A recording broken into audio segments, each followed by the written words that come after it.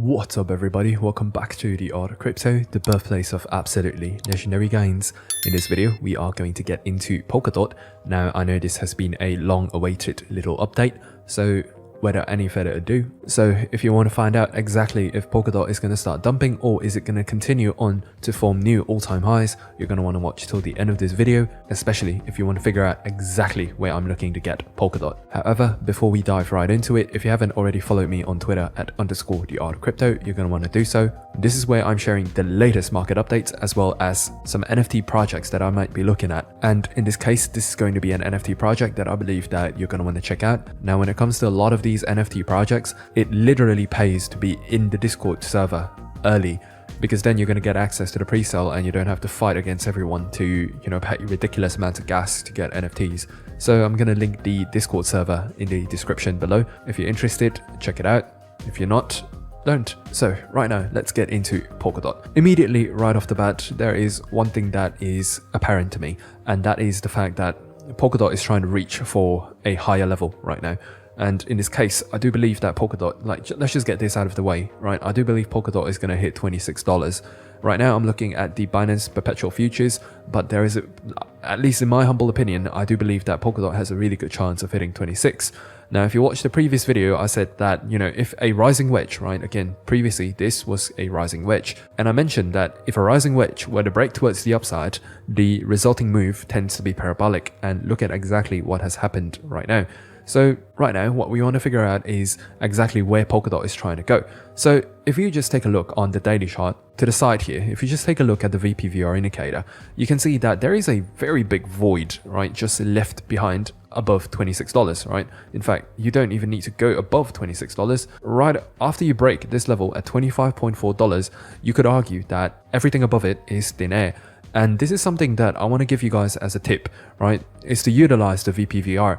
If you're trying to go long, right, it would be in your best interest to select coins that have this kind of a imbalance, right? Because ultimately what this shows is that there is an imbalance in the price action. And the thing about imbalances is that, think of it in the way that it is the path of least resistance for the price to go, right? It's going to be really easy for the price to just jump all the way up here to fill in the imbalance before doing, whatever else that it wants to do. So am I saying that Polkadot is going to go to $32.35? Yeah, there is a chance, right? It might even go to 37.6, right? I'm just putting it out there. Of course, we're going to dive deeper into it.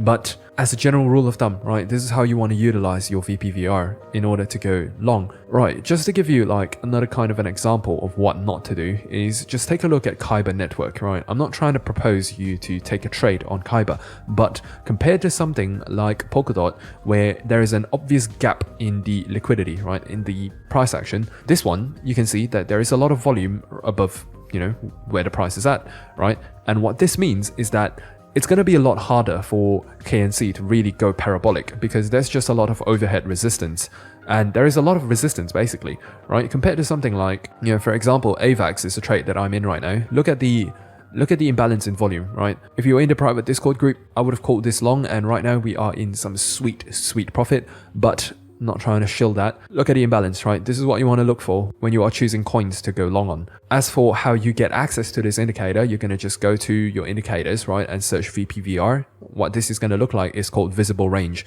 Now, this is a paid only indicator, which means you need to pay for TradingView in order to use it. So if you want a $30 off discount code, make sure you check out the link in the description to get $30 off your TradingView subscription.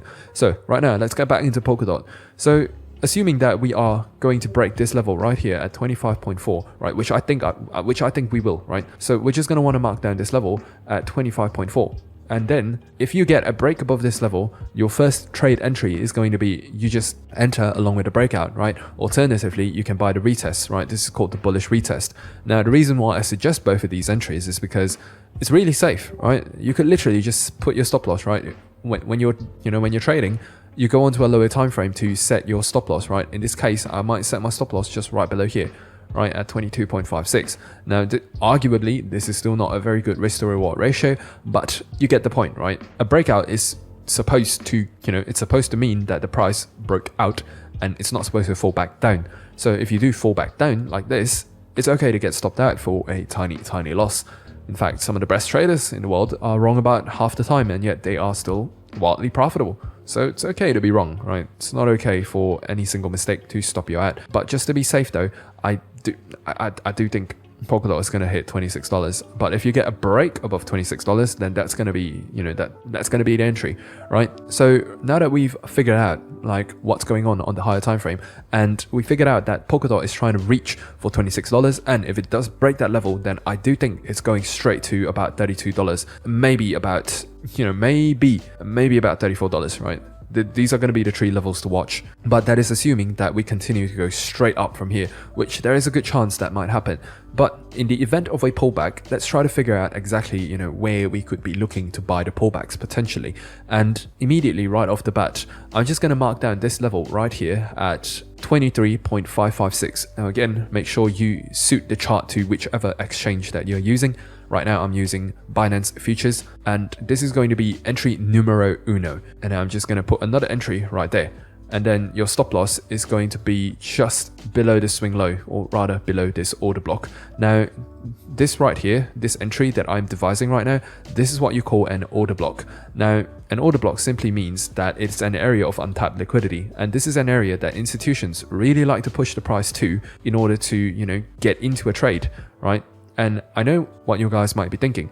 Yes, I do believe that markets are manipulated, and those who think that markets are not manipulated are simply refusing to accept the truth. The fact is, retail isn't going to be the ones moving the markets like this, right? In order to get Polkadot, a multi-billion asset, to move from $14, that's about a 35% pump, right?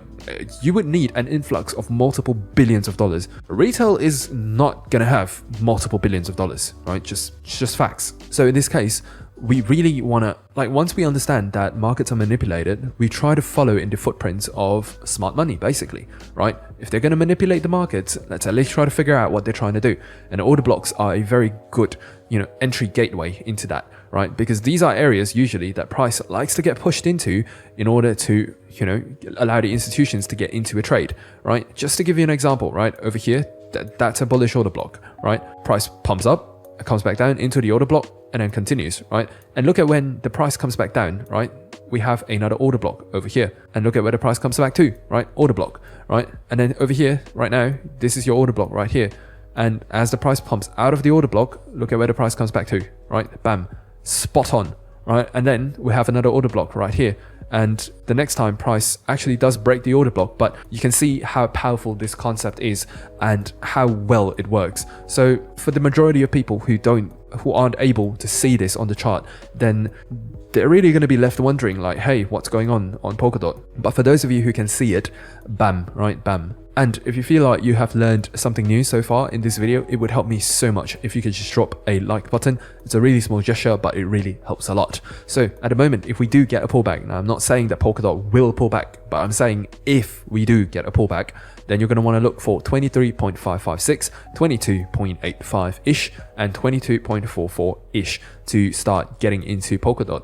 And your stop loss is going to be at 21.7. Now, am I saying that this trade is 100% going to be successful and you're going to go to the moon after getting this pullback? No, that's not what I'm saying. I'm just saying that if you were to get a pullback, this would be a very high probability and a very suggested. This would be a pretty high probability trade, and you will have a good chance of, just allowing Polkadot to bounce there, right? It's been working so far, so why assume that it won't work until it doesn't, right? And if you're looking for a short entry on Polkadot, which I really do not recommend, because right now we are in a very bullish environment right now, you're going to want to mark down this level right here at about, 20.1, right? $20. This is going to be the level to watch. If you do get a break below $20, right, this is how it's going to look like on a higher time frame. And this is how I suggest everyone to base their short entries off of. So if you just notice, right, the lower this candle is lower than the 2 candles right next to it, right?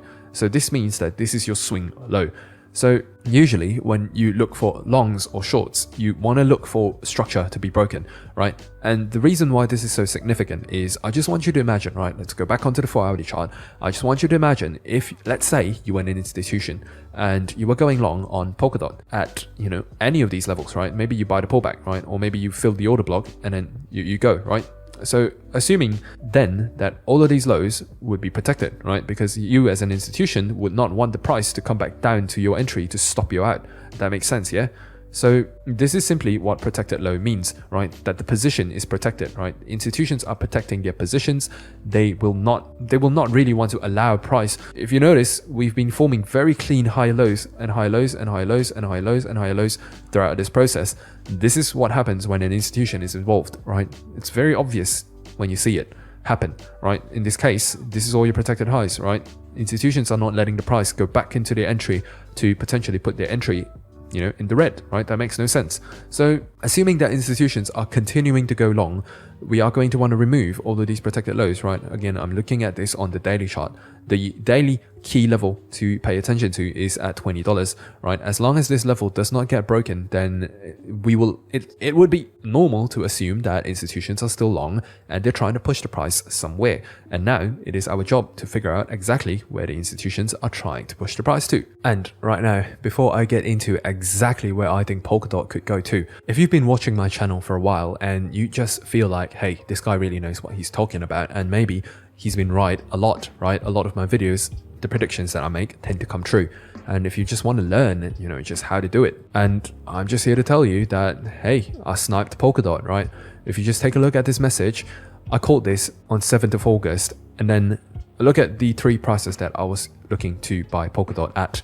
And if we go back to the 7th of August, look at this pullback and look at exactly where it pulled back to, right? And then from then on, it's just been a snipe. And this is again like the power of order blocks. And at the moment, we have already done about 33% in about 8 days. And I don't know about you, but 33%, I would take that any day. Which leads me into my next segment, right? If you want to learn how to do exactly the things that I do, you're going to want to check out the private Discord group over here. I'm laying down everything that I know, everything that I've learned over the years. And not only that, as a bonus, you're going to get access to not only my sniper trades, but you're going to get access to all the trades that I'm taking. And every single day we have people making profits. Now just look at all of this, like this is crazy. There's been multiple people in this Discord who have already paid off their membership in just a couple of trades. So if you're interested, just understand that this Discord is going to get way better from here on out.